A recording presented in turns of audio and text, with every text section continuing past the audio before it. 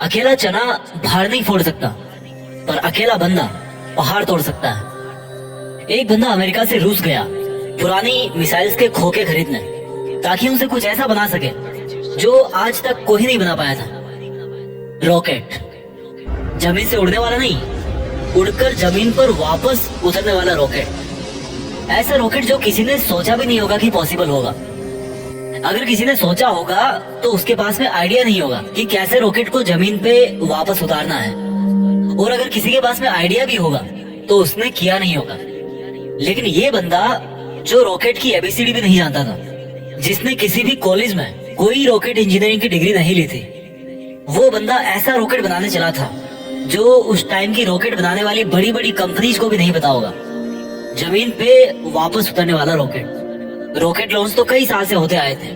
कोई रॉकेट को लैंड करके दिखाए तो उसको बोलेंगे रियल दुनिया का रियल आयरन मैन। इस बंदे से रूस वालों ने जरूरत से ज्यादा पैसे मांगे। यहाँ तक कि कहा जाता है कि रूस में जो इस बंदे की मीटिंग हुई थी वहाँ की कमेटी के साथ में, उस मीटिंग में उस बंदे का बहुत मजाक उड़ाया गया। यहाँ तक कि उसके मुंह पे थूका भी गया, ये भी कहा जाता है। और इसको कहा गया कि तेरे पास पैसे तो है नहीं और तू आ गया मिसाइल खरीदने।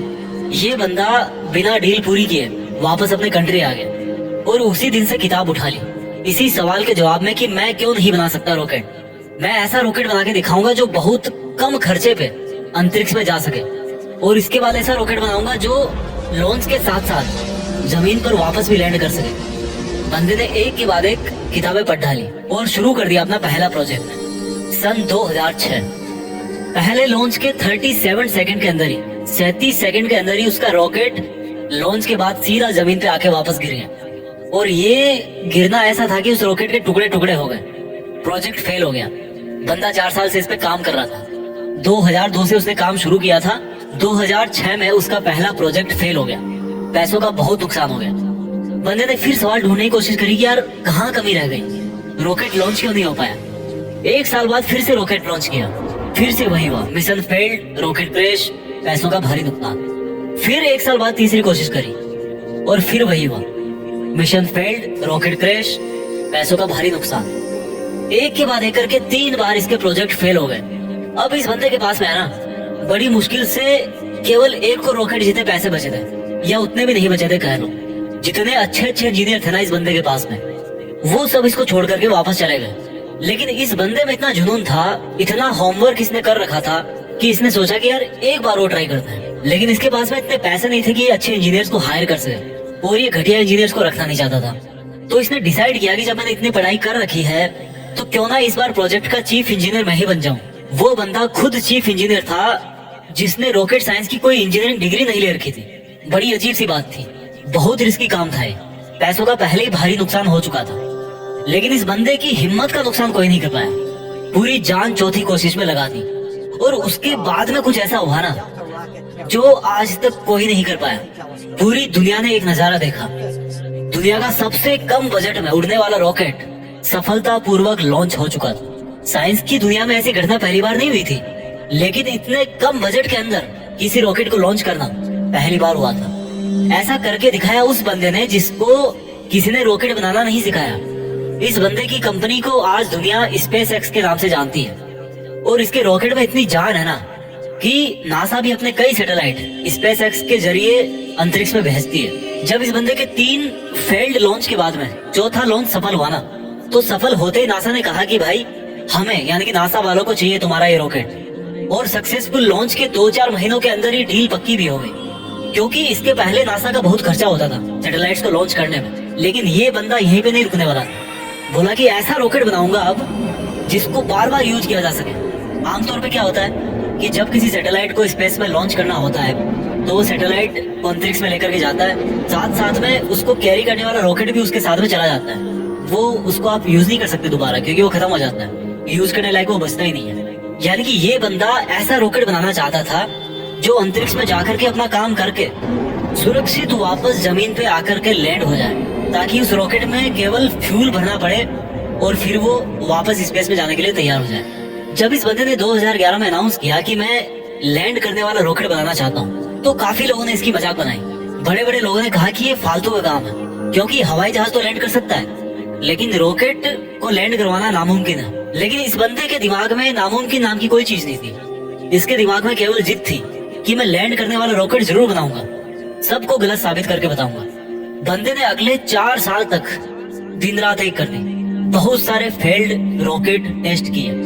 आखिरकार 2015 में पूरी दुनिया ने फिर से एक बार इस तरह का नजारा देखा जो वो आज तक हॉलीवुड की फिल्मों में ही देखती आई थी। इस बंदे ने लैंड करने वाला रॉकेट बना दिया, असंभव संभव हो गया। और ये बंदा फिर नहीं रुका। उस अंतरिक्ष में जाने वाले सैटेलाइट कैरियर रॉकेट को इसने पानी पे तैरते हुए प्लेटफॉर्म पर बड़ी एक्यूरेसी के साथ में लैंड करके दिखाया। कमाल का बंदा है। रॉकेट अंतरिक्ष में जाता है और सैटेलाइट को अर्थ की ऑर्बिट में छोड़कर 10-12 मिनट में वापस आकर के अपनी जगह पे खड़ा हो जाता है। इस बंदे को यार अगर रियल दुनिया का आयरन मैन नहीं बोलेंगे तो फिर किसको बोलेंगे और क्या बोलेंगे। ये वही बंदा था जिसने बचपन में इतनी किताबें पढ़ डाली थी कि एक समय ऐसा आया जब इसके आसपास में किताबें कम पढ़ने लग गई। लेकिन बंदे को पढ़ना था तो किताबों का स्टॉक खत्म होने के बाद में पूरा एनसाइक्लोपीडिया पढ़ डाला। ये बंदा आज दुनिया का सबसे अमीर इंसान बन चुका है। वो बंदा जिसका यह कहकर मजाक उड़ाया गया था कि तुम्हारे पास पैसे तो है नहीं, तुम आ गए मिसाइल खरीदने। आज इस बंदे की औकात इतनी बढ़ चुकी है ना कि वो वैसा कमेंट करने वाले लाखों बंदों को खरीद सकता है। ये सच है, पैसा इंसान को खरीद लेता है यार, यही सच्चाई आज की। और ये बंदा अमीर क्यों नहीं बने? क्योंकि ये डिजर्व करता है। एलन मस्क, नाम तो सुना होगा। इस नाम में जान है क्योंकि इस नाम के पीछे जो बंदा है ना उसके नॉलेज में जान है। कहानी यहीं पे खत्म नहीं होती। एलन मस्क ऐसे बहुत सारे काम करना चाहते हैं जो आज शायद इम्पॉसिबल लगते हैं, पर ये नहीं भूलना चाहिए कि वो लैंडिंग वाला रॉकेट भी किसी टाइम पे इम्पॉसिबल लगता था। इनके बहुत सारे ऐसे प्रोजेक्ट चल रहे हैं जिनके बारे में कोई सोच भी नहीं सकता। इनमें से एक फेमस प्रोजेक्ट है हाइपरलूप, जिसमें जमीन पर हवाई जहाज से भी ज्यादा स्पीड पे ट्रेवल करने का प्रोविजन होगा। ऐसी टेक्नोलॉजी होगी। अब थोड़ी सी जरूरी बात करते हैं। भारत, हमारे कंट्री में दुनिया के सबसे ज्यादा जवान लड़के और लड़कियां हैं। इतने ज्यादा कि कई देशों की टोटल पॉपुलेशन भी इतनी नहीं है। हमारे कंट्री में भी ऐसे टैलेंट की कोई कमी नहीं है। जरूरत है तो सोच को विजन देने की, विजन के लिए आइडिया जनरेट करने की और आइडिया को एक्शन में बदलने की। एलन मस्क का प्लान है कि नियर फ्यूचर में हम धरती के अलावा भी कोई ऐसी जगह ढूंढना चाहते हैं, ऐसी जगह पे अपनी बस्ती बनाना चाहते हैं जहाँ पर इंसान सुरक्षित रह सके। क्योंकि हो सकता है भविष्य में कोई एस्टेरॉइड धरती से टकरा जाए और धरती से मानवता ठीक उसी तरह से खत्म हो जाए जिस तरह से कई साल पहले डायनासोर धरती से चले गए थे, गायब हो गए थे। और इसलिए इनके फ्यूचर के प्रोजेक्ट में एक प्रोजेक्ट ये भी है कि मंगल ग्रह पर इंसानों की बस्ती बनाई जाए। इनका बड़ा तगड़ा है यार इनका विजन, और ऐसा विजन आज हमारे यूथ में होना बहुत जरूरी है। अगर ये बंदा कर सकता है ना तो समझ सकते हो कि इंसान का दिमाग कितना पावरफुल है, इंसान की हिम्मत कितनी पावरफुल है, इंसान की कैपेबिलिटी क्या है और इंसान के लिए क्या इम्पॉसिबल है। एलन मस्क का मानना है कि फेल होने से नहीं डरना चाहिए, क्योंकि फेल होना भी एक ऑप्शन होता है, लेकिन काम ना करना कोई ऑप्शन नहीं होता। ये खुद मानते हैं कि ये एक हफ्ते में लगभग 120 घंटे काम करते हैं। अगर 7 से डिवाइड करोगे ना तो लगभग 17 घंटे के आसपास आएंगे एक दिन में निकल के। कई बंदे तो इतना सोते होंगे। इनका कहना है कि मैं वो काम नहीं करता जो जरूरी है, मैं वो काम करता हूँ जो मुझे लगता है कि मुझे करना चाहिए। इनके फंडे बड़े सिंपल है यार। ये कहते हैं कि अच्छी स्कूल और अच्छी कॉलेज में जाने से बंदा एजुकेटेड नहीं हो जाता है, क्योंकि मैं कभी भी हार्वर्ड यूनिवर्सिटी में नहीं पढ़ा, लेकिन फिर भी वहाँ पर पढ़ चुके कई टैलेंटेड स्टूडेंट और इंजीनियर मेरे अंडर में काम करते हैं। ये कहते हैं कि एक्स्ट्रा ऑर्डिनरी बनने का हर ऑर्डिनरी इंसान के पास में ऑप्शन रहता है। इनका ये भी कहना है कि अगर आप फेल नहीं हो रहे हो तो इसका मतलब आप लाइफ में कुछ कर ही नहीं रहे हो। हर जवान लड़के और लड़की को आज ये बात समझनी पड़ेगी कि उनको आज की डेट में क्या करना चाहिए। क्या उनको वो करना चाहिए जो उनको लगता है कि जरूरी है, या उनको वो करना चाहिए जो उनको लगता है कि उनको करना चाहिए। इंसान तब ज्यादा बेहतर कर पाता है जब उसको पता होता है कि उसको क्या करना चाहिए। एलन मस्क को किसी ने रॉकेट साइंस नहीं पढ़ाई थी, पर इनको लगा कि उनको रॉकेट साइंस पढ़नी चाहिए, तो इन्होंने खुद